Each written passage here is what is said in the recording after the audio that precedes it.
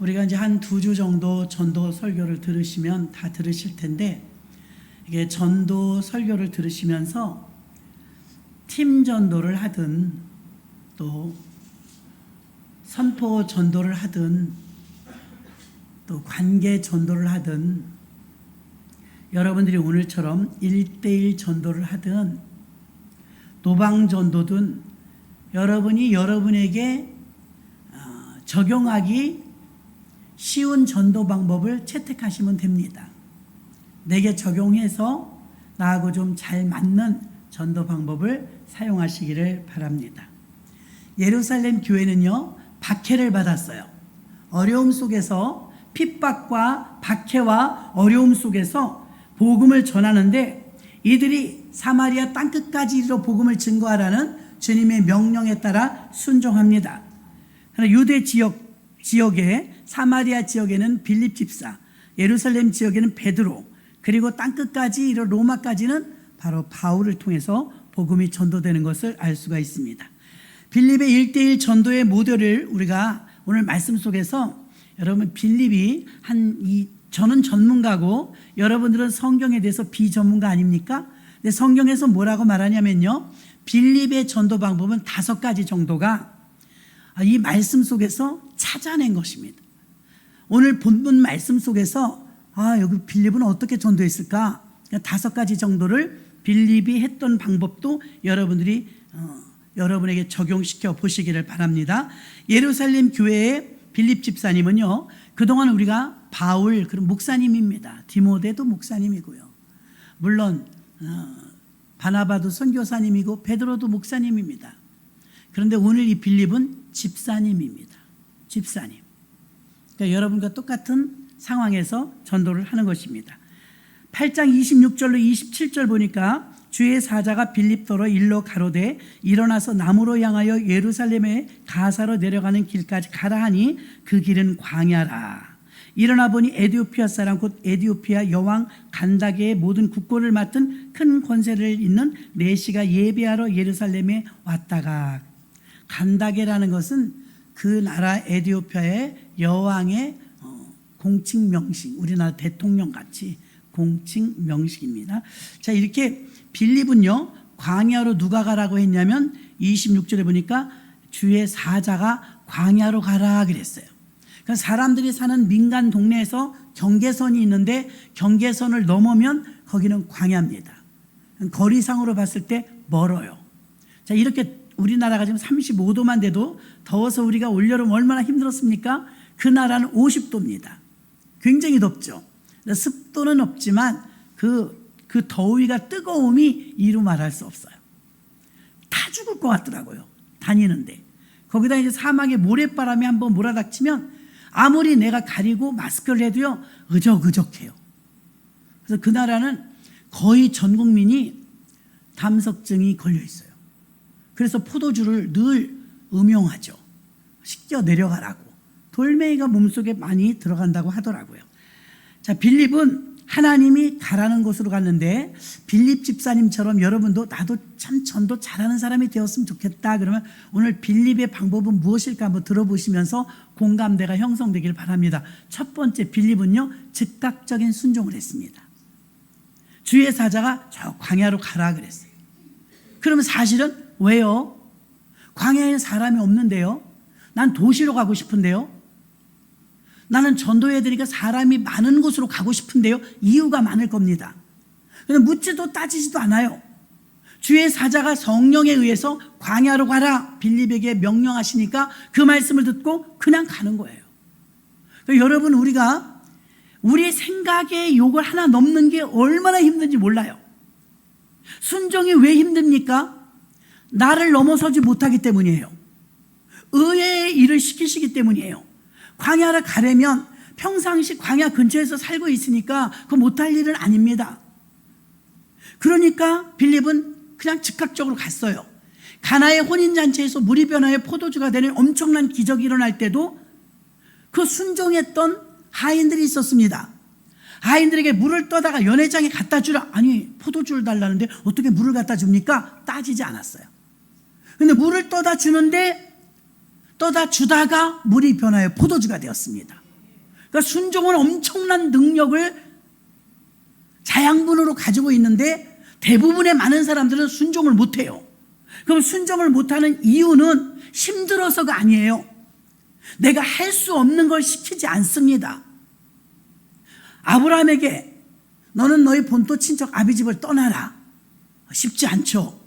75살인데 고향을 떠난다는 건 아니 떠났다가도 돌아올 텐데 고향을 떠나래요. 근데 고향을 떠나라고 하는데 아브라함이 왜 믿음의 조상이냐? 그냥 떠납니다.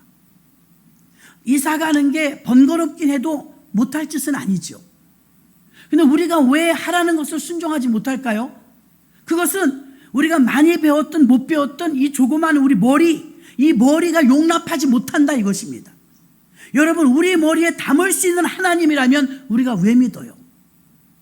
하나님은 위대하십니다. 하나님은 전능자이십니다. 하나님은 우주 만물을 창조하신 크신 분이십니다. 근데 우리의 작은 머리에 담을 수 없죠. 근데 우리 머리가 용납되어야 우리가 순종한단 말입니다. 납득이 돼야 순종한단 말입니다. 그래서 복을 못 받을 때가 많아요. 복이 비껴갈 때가 많아요. 자, 여기서 빌립이 어떤 모습을 우리가 본받아야 되냐? 빌립은 저는 전문가니까 찾아낸 겁니다. 여러분, 즉각적으로 순종했다고 그랬어요. 여러분이 하나님 말씀을 이제 집사님 구역 예배 좀 드리시죠. 저를 모르세요? 저는 아프잖아요. 그렇죠. 안 되는 거예요.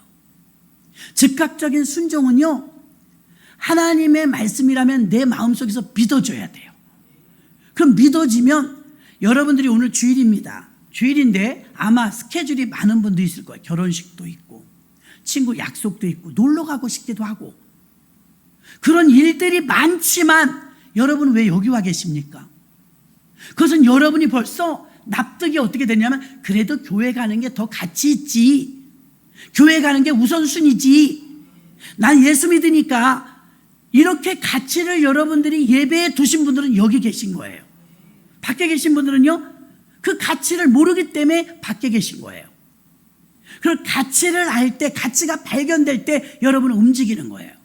세상 없어도 안 움직여도요, 내가 그걸 움직여야 되겠다고 생각하고 가치를 알게 되면 움직이게 되는 것입니다. 왜 움직였을까요? 빌립이 가치를 안 거예요. 성령님이 가라고 하시면 그럴 만한 이유가 있으니까 가라는 거다 하고 간 거예요. 그런데 우리는 무슨 생각이 먼저 듭니까? 아이고, 광야는 왜 가라고 그러신대요? 거기는 아무도 안 살아요. 지금 전도하러 가야 되는데 왜 사람도 없는 데로 가라고 그러세요? 이거 보통의 대화입니다. 들어보면 맞아요, 여러분.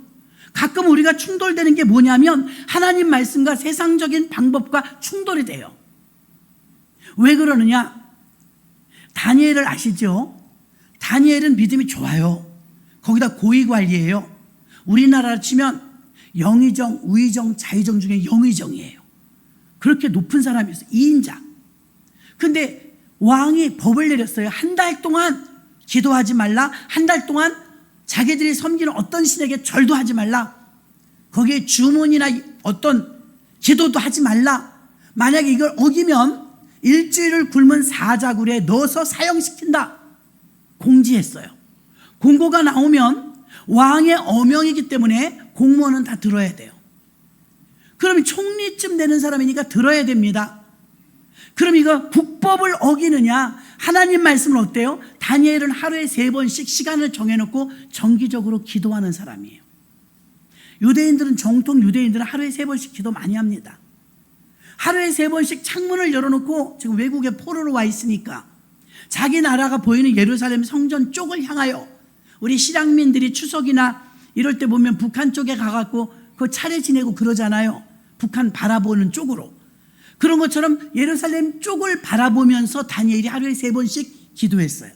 어명이 떨어졌는데 사람들이 이제 마치 몰래카메라 보는 것처럼 어디 다니엘이 그렇게 하나님을 잘 믿고 기도하는데 어명이 내렸는데 기도 하나 안 하나 보자. 호시탐탐 그의 잘못된 것을 꼬투리 잡으려고 하는 다른 시기 질투가 가득한 고위 관리들이 계속 몰래카메라처럼 주목하고 있었어요. 근데 가만 보니까 성경은 이렇게 써 있습니다. 다니엘상 6장 10절에 보면 다니엘이 전에 행하던 대로 창문을 열어놓고 예루살렘 쪽을 향하여 하루에 3번 그 섬기는 하나님께 감사 기도하였더라. 더 감사 기도를 했대요.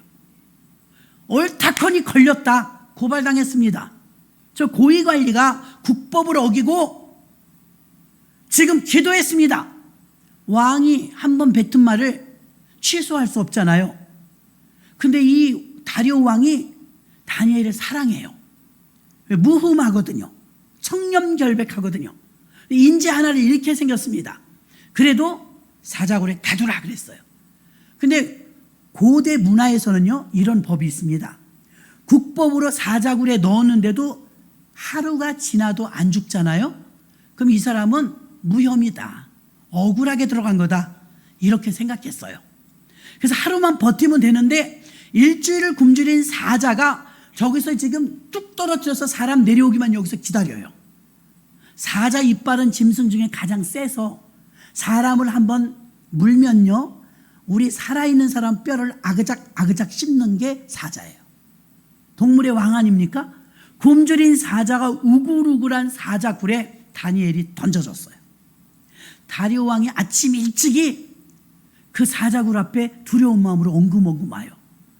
그리고 자기가 사랑하는 다니엘이 이걸 죽었을 것 같아갖고 그 앞에 가서, 사시는 하나님의 종 다니엘아, 너희 섬기는 하나님이 짐짓 너를 살렸느냐? 그리고 이제 아무 소리가 안 들리면 죽은 거잖아요. 그 두려워서 벌벌 떨고 있는데 밑에서 무슨 소리가 들려요. 왕이여, 왕은 만수무강 없어서. 통쾌하지 않습니까? 다리오 왕이 신나가지고 당장 끌어올려라. 끌어올렸더니 머리털 하나도 상하지 않았어요. 살집 하나 흠이 없어요. 누가 살리셨습니까? 하나님이 살렸었습니다. 하나님이 살리신 건 알겠는데 하나님이 살리시기 전에 우린 이렇게 생각해요. 그래도 내가 예수 믿는데 사자굴에 들어가는 사형은 면하게 해주시겠지? 그래야 하나님이 살아계신 것이지. 내가 뭘 잘못했어? 기도한 것밖에 더 있어? 그러니까 하나님이 나를 지켜주셔야지. 우리 믿음은 여기까지죠. 저도 그래요. 근데 국법과 하나님의 말씀이 충돌될 때 여러분 헷갈리지 않습니까? 나라법도 지켜야 되고, 어떡하지? 하나님 말씀도 지켜야 되고, 둘 다 지키게 부작용이 없으면 좋은데 코로나 같을 때 예배 드리지 말아라 라든가 다니엘처럼 기도하지 말아라, 그럴 때 기도하는 건 국법을 어기는 거거든요. 이 두 개가 충돌될 땐 어떻게 해야 되느냐? 예수를 믿는다면 하나님 법이 먼저입니다. 그래서 다니엘은 하나님 법을 지켰어요. 그랬더니 잡혀갔잖아요. 아니 충돌됐으면, 내가 믿음으로 하나님을 선택했으면 하나님이 나를 지켜주셔야 되잖아요. 우린 이렇게 생각하는데 안 지켜줬다고 생각하죠. 요셉이 감옥에 간 것도 참 이해가 안 가고, 다니엘이 그렇게 믿음을 지켰는데 그걸 막아주셨어야지. 어떻게 사자굴에 들어가게 하시나? 사드락, 메삭, 아벳느고 어떻게 풀무불에 들어가는 걸 막아주시지 않았는가? 그 안에 들어간 다니엘의 세 친구의 믿음은 더 좋았어요. 나의 사신 하나님께서 저 극렬히 타는 풀무불 가운데서 나를 건져주시려니와, 여기서 더 멋있는 말을 해요. 그러나 그리 아니하실지라도 나는 금신상에게 절하지 않겠습니다. 와, 이게 믿음입니다. 그래서 금신상에게 절 안 해서 어떻게 됐어요?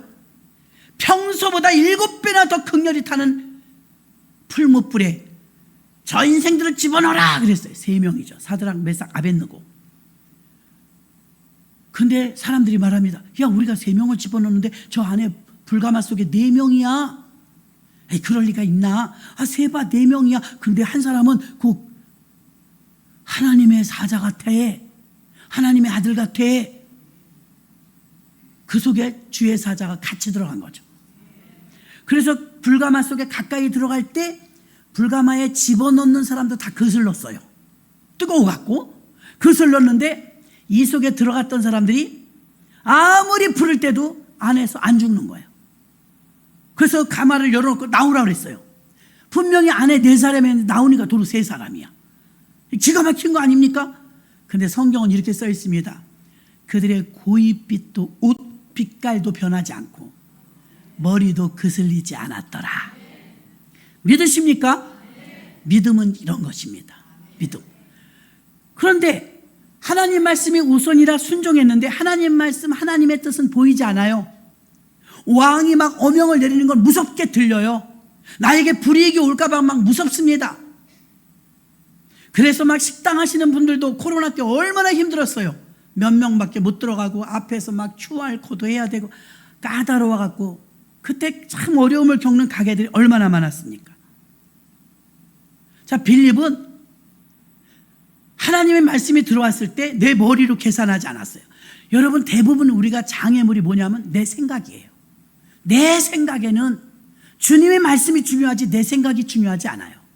내 생각은 후순위로 밀어놓고 주님의 생각을 1순위로 놔야 될 줄로 믿습니다. 빌립은 그걸 1순위로 놨기 때문에 이해는 안 됐지만 하나님 말씀이니까 즉각적으로 광야로 간 줄로 믿습니다. 자, 두 번째, 빌립은요 오직 하나님의 영광만을 위해서 산 줄로 믿습니다. 빌립이 전도하러 왜 나갔겠습니까? 자기가 호의호식하고 돈 버는 일입니까? 아니요, 돈 주는 일이 아니고 그 떼양볕 때 얼마나 무더위에 땀을 흘렸겠습니까? 그러나 이게 하나님이 기뻐하시는 일이라는 걸 알았기 때문에 하나님의 영광을 위해서 오직 하나님만 바라보며, 저는 목사이라 그러기도 하겠지만 여러분, 제일 두려운 게요 코로나 아니었어요. 돈도 아니었어요. 우리 이 무더위에 많은 사람이 인사할 때 건강하세요, 건강하세요, 건강이 최고입니다. 맞습니다. 그리고 우리는 명예가 있는 사람, 권력이 있는 사람 앞에 좀 주눅이 들기도 하고 눈치도 봅니다. 돈이 없는 사람은 돈 많은 사람의 눈치를 봅니다. 낮은 자리에 있는 사람은 높은 사람의 눈치를 봅니다. 그런데 여러분이 정말 눈치를 봐야 될 분은 하나님이십니다. 하나님을 벌벌 떨며 하나님 눈치를 좀 봐보십시오. 여러분이 인생이 얼마나 존귀해지는지. 하나님을 가장 귀하게 여기면 하나님 그대로 우리에게 부메랑으로 돌려주십니다. 하나님을 없이 여기면, 여러분도 없이 여김 길가에 버려 밟힐 뿐이니라 그러셨어요. 그래서 빌립은 두 번째, 하나님의 영광을 위해서 교회에서 가끔 시험 들 때가 있습니다. 교회에서 시험 들 때, 성도님들 중에서 시험 들 때 100%는 아니지만 많은 부분이 내 공로를 인정해 주지 않으니까 섭섭해서요. 왜 목사님이 알아주질 않지? 내가 이만큼 수고하는데 하니까 뭐 맨날 일만 하는 사람인 줄 알아? 하면서 시험 드는 경우가 있습니다. 이것은 하나님께 잘 보이려는 마음이 아니라 사람에게 인정받으려는 마음이 아직도 있기 때문이에요. 섭섭한 마음이 듭니다. 저 사람은 왜 나한테 이러지? 왜 저러지? 여러분, 주님이 안 그러면 돼요. 주님이 여러분을 기억하면 돼요. 주님이 알아주시면 돼요. 이런 마인드와 이런 믿음을 가지고 있는 분은 시험이 안 듭니다. 그러나 섭섭한 마음이 들고 내 공로를 인정해 주지 않는다 그러면 시험 들기가 쉬워요. 빌립은 어떤 유형의 사람일까요? 주님이 알아주시면 된다. 그러니까 빌립 집사님이 전도를 하고 다녀도 만나는 사람은 내가 오늘 광야로 전도 갔다 왔어, 이런 말 하지 않아요. 필요도 없어요, 그런 말이. 왜? 오직 주님을 위해서 한 것이기 때문에 주님만 알아주시면 된다, 이 말입니다. 빌립의 멋진 부분은 이것입니다. 누가 알아주든 아니 알아주든 주님의 영광을 위해서 전도한 걸 믿으시길 바랍니다. 세 번째, 빌립은 편견이 없어요. 저는 이 5가지 중에 이 세 번째가 참 멋있다고 생각이 들었습니다. 바울, 베드로, 우리는 이방인을 위해서 선교에 앞장서는 분은 바울을 생각합니다. 바울이 정말 이방 선교의 선두주자죠. 선두주자. 그러나 바울이 이제 이방 선교를 하기 위해서 안디옥 교회를 세운 게 사도행전 13장에 나옵니다. 베드로가 고넬료라는 이탈리아 사람 이방인을 전도한 게 10장에 나옵니다. 오늘 우리가 읽은 성경은 8장입니다. 그럼 앞에 있는 사건이 앞에 쓰여지고 뒤에 있는 사건이 뒤로 가겠죠. 그럼 보십시오. 집사님인데 이게 평신도이기 때문에 두각이 나타나진 않았어요. 그럼 베드로나 바울의 이 모든 행동거지는 다 누가가 쓰고 마가가 썼기 때문에 기록이 남는데 빌립의 기록은 없죠. 많지 않아요. 성경 중에 이 누가복음을 쓴 사도행전을 쓴 누가가 가장 정확하게 좀 자세히 썼어요. 꼼꼼해요. 그런 의사였죠. 근데 누가도 빌립을 추적하지 않았기 때문에 자세히 기록을 못했어요. 그래서 바울의 행적이 많이 두드러지게 나타나죠. 바울이 순교하며 마지막까지 곁을 지켰던 사람은 누가입니다. 아주 의리 있는 사람입니다. 그런데 누가가 바울을 쫓아다녀야 되니까 빌립의 행적을 많이 못 적었어요. 사도행전 저 뒤에 가면 빌립의 이야기가 또 나와요. 조금 뭐라고 나옵니까? 빌립에게 딸이 넷이 있으니, 딸이 4명이 있대요. 아들이 없더라고요. 딸 4이 있으니 다 예언자라, 이렇게 나와요. 그럼 빌립 집사님의 딸들이 얼마나 성령 충만하면 예언하는 사람들이 되었을까요?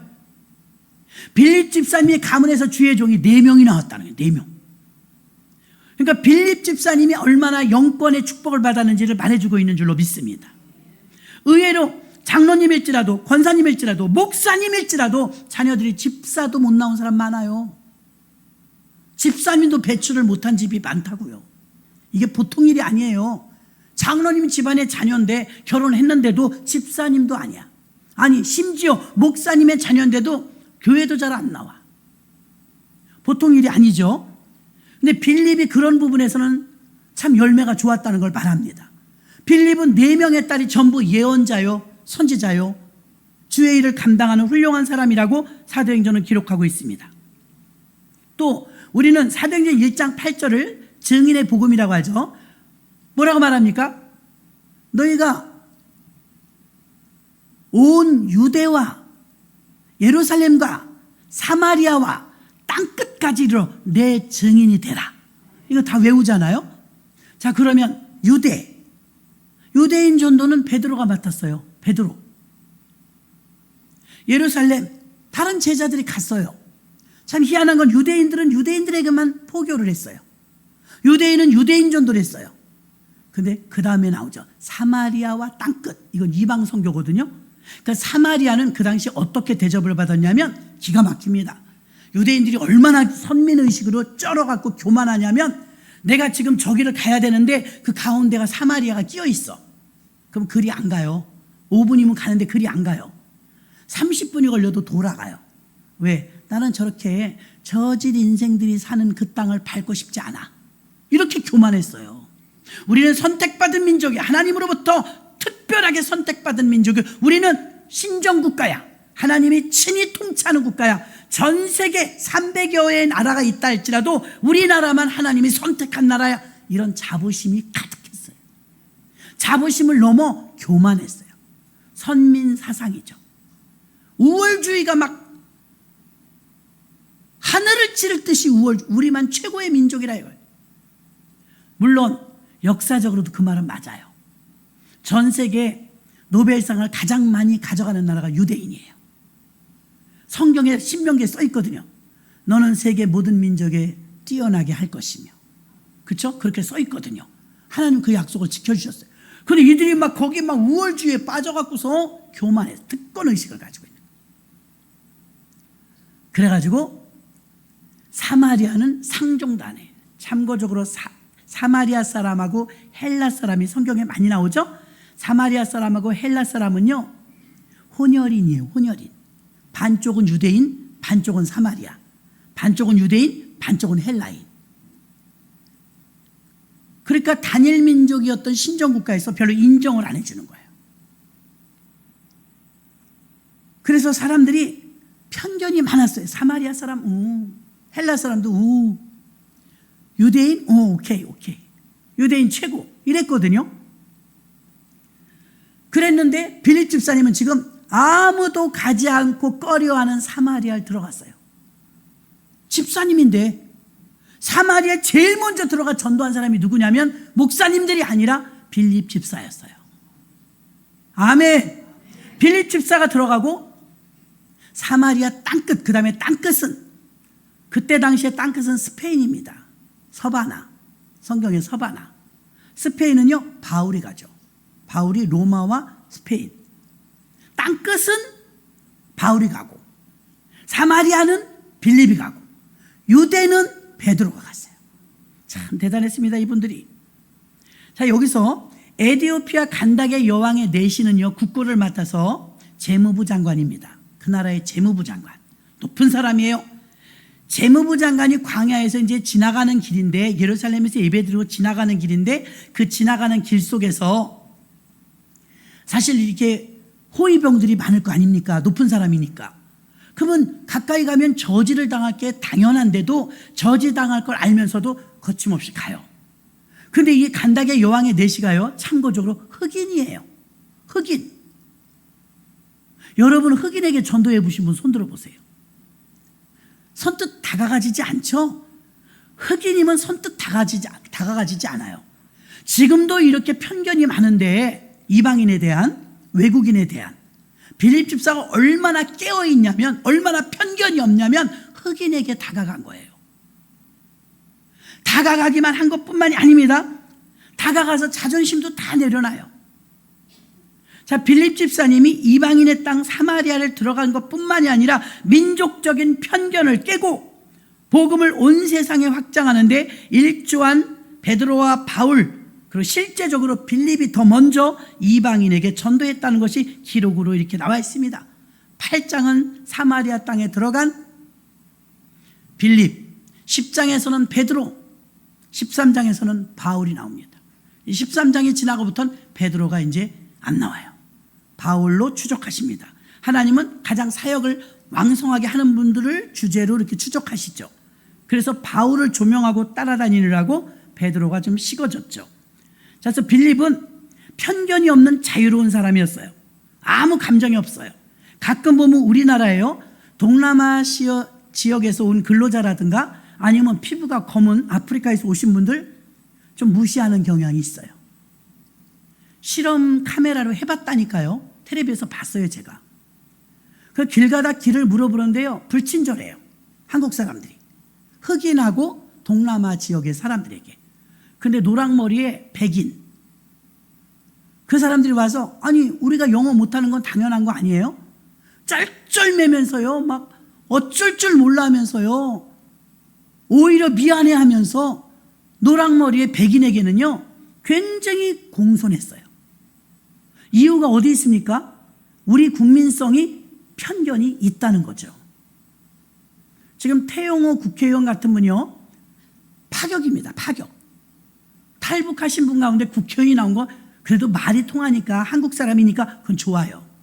여러분, 우리 남동구에서 선거할 때, 국회의원 뽑을 때 피부 까만 분이 나오면 뽑을 분 다 웃잖아요. 그만큼 우리도 편견이 있다는 거예요. 저도 기도해 봐야 됩니다. 까만 분이 아프리카에서 오셨는데 남동구에 국회의원으로 출마했다 그러면 이분이 굉장히 막 일도 잘한다 그래도 깨우뚱 좀 재보고 또 재보고 그래도 찍을지 말지걸요. 여러분, 이렇게 우리는 편견이 있다니까요. 없는 것 같은데 있어요. 저도 있고 여러분도 있고. 빌립 집사가 왜 훌륭하냐? 오늘 말씀 중에 빌립이 어떻게 전도를 그렇게 잘하냐? 편견이 없어요. 편견이 없으면 구원의 복음의 확장성과 수용성이 높아요. 훨씬 많죠. 이것 따지고 저것 따지니까 우리 못해요. 그런데 이 사람은 그것 따지고 저것 따지고 안 했다는 것입니다. 자, 빌립의 네 번째, 그는 자존심을 내려놓은 사람이에요. 8장 30절, 빌립이 달려가서 선지자 이사야의 글 읽는 것을 듣고 말하되 읽는 것을 깨닫느뇨? 병걸 타고 가는데 막 달려갔어요. 안에서 이제 책을 읽고 있어요. 이사야를 읽고 있었죠. 노방전도 나가면요, 거의 다 불친절해요. 환영합니다 그러는 분 별로 없어요. 여기 동방중학교 앞쪽에 전도를 예전에 나갔는데 전도지 들고 전도 물품 들고 식당마다 이제 다 돌면서 다니는데 어느 가게를 들어갔는데 딸랑딸랑 이렇게 종소리를 문에 달아놨더라고요. 근데 어서 오세요 그러다가 뭐죠? 이래요. 얘 예수 믿고 구원 얻으죠. 됐어요. 나 그렇게 미안한 적 없어요. 아니, 한참 손님이 많으면 얼마나 좋겠어요. 한 명도 없는 거예요. 한 테이블도 없는 거예요. 얼마나 손님을 기다렸겠어요. 오라는 손님은 안 오고 예수쟁이만 오네 이럴 거 아니에요. 진짜 미안하더라고요. 근데 만약에 바글바글 손님이 많았다면 그건 또 민폐예요, 여러분. 손님 많아서 바빠서 막 이리 뛰고 저리 뛰는데 안녕하세요, 좋은 소식 전하려고 예수 믿고 됐어요 그러지 않겠어요, 여러분? 영업하는 집에 갔는데 막 파리를 날리고 있는데 민망하더라고요. 미안하더라고요. 잠시 기도해서 하나님, 너무 손님을 기다리는 모습이 마음이 안타깝습니다. 하나님, 이 가게에도 은혜를 내려주세요. 그리고 여기다 놓고 갈게요. 시간 있을 때 읽어보세요. 그러니까 그때는 이제 별 대꾸 안 하더라고요. 그리고 나왔어요. 전도가 쉽지 않아요, 여러분. 환영받지 못해요. 그런데 빌립은 거침이 없었어요. 거침없이 달려가서 딱 들어본 거예요. 그랬더니 이사야를 읽고 있어. 접촉점을 찾아야 되잖아요. 접촉점. 그래갖고 그 읽는 말씀을 이해하십니까? 물어봤어요. 내가 어떻게 알아요? 가르쳐주는 사람이 없는데, 선생이 없어요. 병거 안에서 그러네. 당신은 이 말씀 뜻을 알아요? 털 깎는 자 앞에 잠잠한 양 같았다. 이게 무슨 말이에요? 누굴 가리키는 거예요? 저는 잘 알아요. 그 말씀을 지금 설명해 드릴까요? 올라오시오. 병거에 올라갔어요. 같이 마차에. 올라갔더니 이사야 53장은 예수 그리스도를 말합니다. 하나님의 아들이 우리 죄를 대신해서 십자가에 달려 죽으셨는데 양으로 묘사가 된 거예요. 이분이 하나님의 아들 예수고 이분이 우리를 구원시켜 주신 것입니다. 그러나 3일 만에 부활하셔서 그분은 살아나셨어요. 이렇게 예수님에 대해서 이야기합니다. 우리는 빌립 집사님처럼 자존심을 내려놓고 위축되지 않고 병거가 지나가는데도 앞으로 마차 앞에 달려가서 복음 전하는 일에 집중하다 보니까 우리 여기 권사님 한 분이 언젠가 버스 정류장에 갔더니 버스 타려고 그러는데 청춘 남녀가 권사님 앞으로 딱 서더래요. 앉아 계신데 그 둘이 쪽쪽쪽쪽 그러더래요. 아니, 할머니가 거기 앉아 계신데 뽀뽀를 하는 거예요. 그 눈을 어디다 둬야 될지를 모르겠더래요. 그래서 한 번 하고 말겠죠. 조금 있다 또 끌어안고 또 쪽쪽쪽쪽 그러더래요. 그래가지고 이제 일어나서 내가 저 뒤로 가서 숨어 있다가 얘네들 차 타면 나와야 되겠다. 일어나려고 하는데 버스가 와서 이 아가씨하고 타고 가더래요. 그 얘기를 우리가 신방한데 해줘서 우리가 배꼽을 잡았습니다. 여기서 제가 포인트, 집중력 좋아요. 예, 앞에 할머니가 계시든지 말든지 그들은 그 사랑하는 일에 집중한 거예요. 어쩌면 빌립이 그러지 않았나 싶어요. 주변에 병사들도 많았고 분위기가 좀 삼엄했을 거예요. 장관이니까 제지당할지도 몰라요. 근데 집중력이 얼마나 대단하냐면 오직 저 사람이 성경을 읽고 있는데 저 사람을 내가 기필코 만나야 되겠다, 이 일념 하나로 달려간 거예요. 아멘. 집중력이죠. 그럼 자기를 내려놓지 않고는 못해요. 내 얼굴이 있는데 자기를 내려놓은, 창피하지 않아야 되거든요. 창피하다고 생각을 하면 거기 어르신이 앉아 계신데 뽀뽀하겠어요? 할머니가 의식이 안 될 정도로 그들은 이미 서로 몰입된 거예요. 집중력을 가진 거예요. 빌립도 마찬가지입니다. 얼마나 복음을 전해야 된다는 이 마음이 더 불타는지 주변에서 제지를 당한다 할지, 제지 당하면 당하는 거지 뭐 하고 간 거예요. 아무리 막아도 아무리 싫은 소리를 해도 간 거예요. 가서 전했더니 마침 그가 궁금해하던 성경 기절을 풀어주게 되어서 성공한 케이스인 줄로 믿습니다. 성공하지 못할 때도 있어요. 전도를 하다가 우리가 쓸데없는 자존심 때문에 오히려 복음의 수용력을 놓칠 때가 많고, 전도했는데도 전도하신 분과 실랑이를 벌이면서 자존심 싸움하다가 그분과 헤어져서 교회에 몇 번 나오다 많은 분들이 굉장히 많아요. 왜요? 내 자존심 때문에. 내 자존심이 더 커요. 내가 죽어줘야 되는데 안 죽어지는 거예요. 아유, 내가 뭐 그렇게까지 해야 돼? 자기 구원받으라고 그러는 거지 뭐 나 구원받는 거야? 이렇게 생각이 들기 시작하면 자존심을 세우는 겁니다. 그럼에도 불구하고 나중에 알겠지. 하나님이 아시니까 나중에 깨닫겠지. 기다리셔야 됩니다. 인내하셔야. 우리는 뭐 왕년에 생각해. 우리는 안 그랬어요? 우리도 다 그랬잖아요. 어떤 분은 막 교회를 상대로 늘 상습적으로 고발하던 분도 교회 와 앉아 계십니다. 할 수 없어요. 교회를 삿대질을 하던 분들도 교회 와서 앉아 계십니다. 그러니 여러분 기다려 주셔야죠. 기다릴 줄 알아야 되는데 우리는 자존심 싸움을 합니다. 내가 그렇게 말을 해도 못 알아들어. 아유, 자기만 잘났대 이러면서 자존심 결투하다가 결국 다 놓쳐요. 거의 다 여기서 놓쳐요. 빌립 집사가 왜 훌륭하냐? 자존심을 없애버렸어요. 그냥 내려놔 버렸어요. 그래서 영혼 구원의 본질을 잃어버리지 않았기 때문에 쓸데없는 자존심은 다 내팽개쳤다 이 말입니다. 마지막 5번째로 빌립은 특권의식이 없었어요. 유대인들의 고질적인 병이 선민의식, 우월주의, 특권의식이었어요. 더군다나 그때 당시 예루살렘 교회가 폭발적으로 부흥을 해서 최초의 시작을 마가의 다락방에서 120명이 출발했거든요. 부흥이 어떻게 된지 아세요? 3,000명, 5,000명. 마지막엔요, 예루살렘 전 시가 성시화되어는 2만여 명의 교회까지 부흥했대요. 그 인구가 적을 때 생각하면 굉장히 많은 겁니다. 그럼 5,000명 이상 되는 대형 교회 여러분. 저도 부족한 종이지만요, 지금 안간힘을 쓰면서 그렇게 되지 않으려고 기도도 하고 있지만, 만약에 제가 우리 교회 교인이 5,000명이다, 2만 명이다, 그럼 제가 성도님 하나에 벌벌 떠면서 이 마음이 안 없어져야 되는데, 오셨어요? 이렇게 되면 곤란한 거이지. 목에 깁스가 되면 곤란한 거예요. 그렇게 하세요. 이러면 이 문제가 되는 거예요.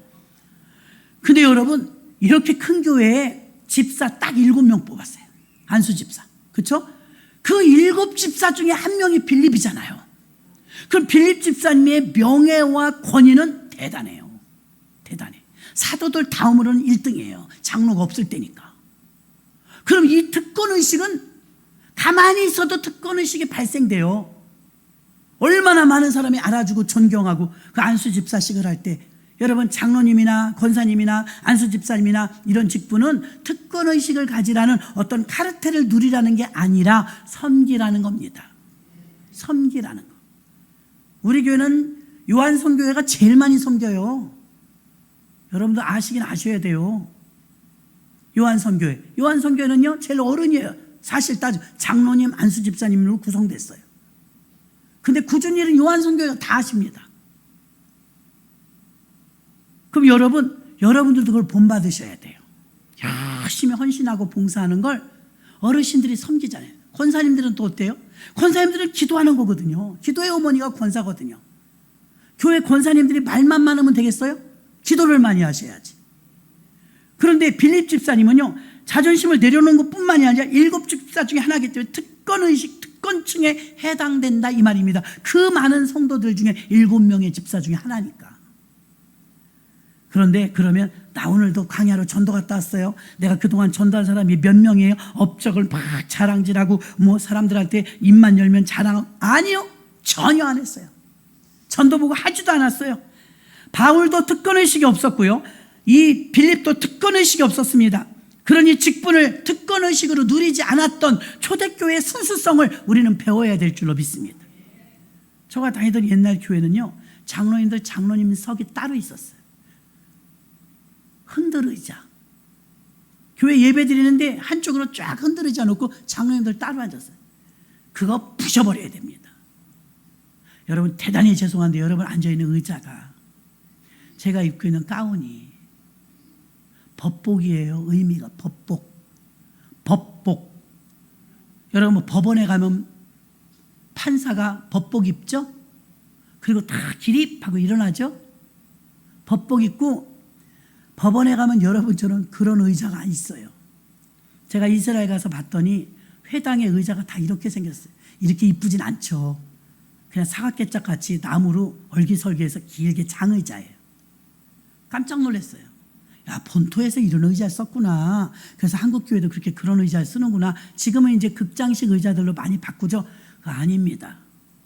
성경적이지 않습니다. 법복을 입고요, 하나님의 대언자로, 대리자로 서 있는 거거든요. 이 순간만큼은. 그러면 여러분이 앉아있는 의자의 의미는 죄인석이에요. 이 의자가, 의미가. 교회에 들어오실 때마다 목을 빳빳하게 들으시면 안 돼요.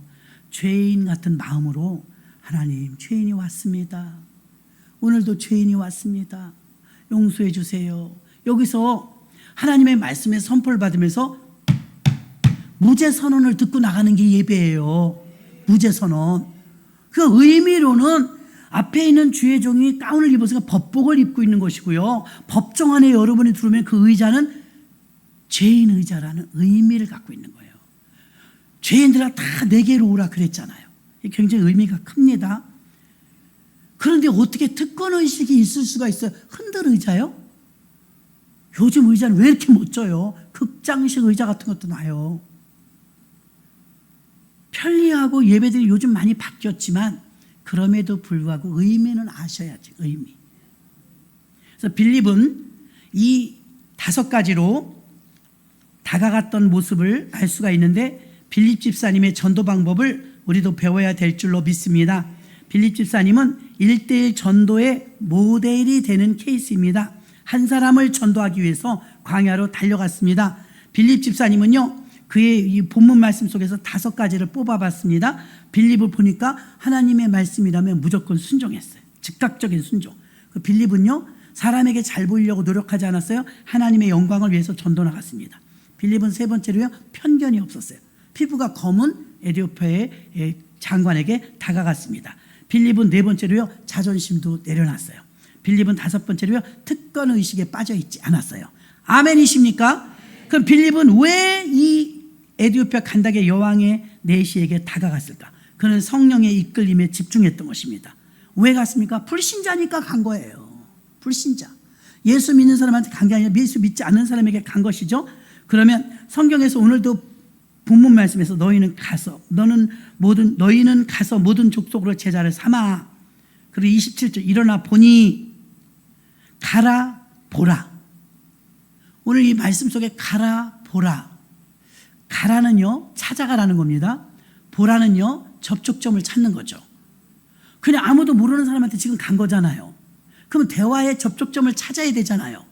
근데 빌립은 무엇을 힌트로 삼았어요? 당신이 있는 성경 그 뜻을 아세요? 이렇게 해서 접근했잖아요.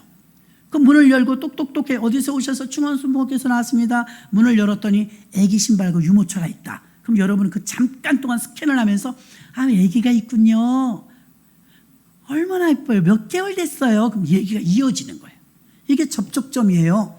그래서 접촉점을 찾아가지고서 빌립 집사는 지금 있는 성경의 뜻을 아시오? 이렇게 물어봤던 거예요. 그랬더니 모르겠어요. 그래서 접촉점을 찾아가지고 이 이야기를 해주게 되었고 결국 성공했습니다. 그래서 그 사람이 예수를 받아들였고 대성공을 거둬서 열매를 거둔 줄 믿습니다. 오늘 빌립 집사님 훌륭합니다. 빌립 집사님은 그 무더위에 먼 곳을 멀다 하지 않고 갔습니다. 광야에 가서 복음을 증거하는데 성령이 이끌림. 이 말씀 속에서 5가지의 빌립이 한 일도 중요하지만 그 주도하신 분은 성령님이십니다. 그리고 오늘은 이제 성찬을 떼죠. 성찬을 뗄 때 여러분, 나는 죄인입니다. 과연 제가 생각을 해봤습니다. 여러분 중에 닌게를 가끔 맞는 분들 있죠. 닌게를 맞으면 힘이 온대요. 힘이 빠지는 것도 느끼는 거예요. 주님의 보혈의 피가 들어가면 힘이 들어갑니다. 능력이 들어갑니다. 그래서 주님이 다시 오실 때까지 나를 기념하라. 제정하신 분도 예수님이에요. 최후의 만찬 하시면서 내가 다시 올 때까지 나를 기념하라. 그럼 이거를 왜 성찬식을 그때 한 번으로 끝나지 계속 이렇게 성찬식을 하라고 할까요? 기억하라는 겁니다. 그럼 나 같은 사람이, 죄 많은 인간이 예수님의 보배롭고 고귀한 그 피와 그 생명과 나하고 맞바꾸는 시간이거든요. 내가 그만큼 대단한 사람일까요? 물물교환은 거의 비슷하게 하는 거예요. 그 예수님의 생명과 나의 생명과 바꾸는 건 이건 비교가 안 되잖아요.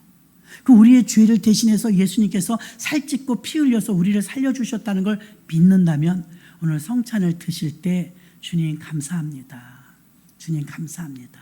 믿음으로 성찬을 떼시기를 주의 이름으로 축원합니다.